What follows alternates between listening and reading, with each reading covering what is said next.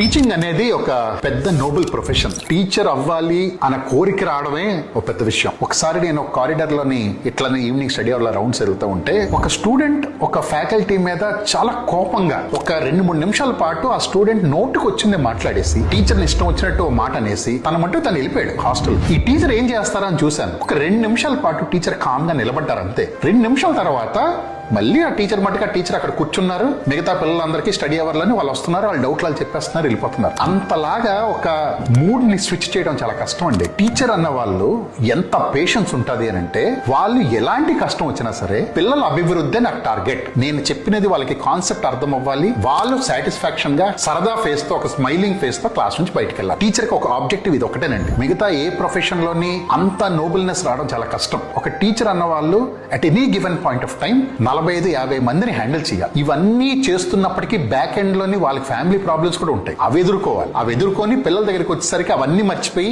అంత యాక్టివ్ గా మళ్ళీ అక్కడ ఉండాలి. అందుకే ఇన్ని దేవోభవాల్లో పాటు ఆచార్య దేవోభవాన్ని స్టార్ట్ చేశారు. టీచర్లు అన్న వాళ్ళు ఖచ్చితంగా రెస్పెక్ట్ అనేది ఖచ్చితంగా పొందడానికి సర్వ హక్కులు ఉంటాయి. అది ఇవ్వడం అనేది మనం ఇచ్చినా ఇవ్వకపోయినా టీచర్ నుంచి ఎటువంటి నెగిటివ్ అయితే రాదు. టీచర్స్ ని మనం గనక ఫాలో అయ్యి మన టీచర్స్ ని మనం బాగా చూసుకోగలిగితే లైఫ్ కి ఫుల్ గ్యారెంటీ.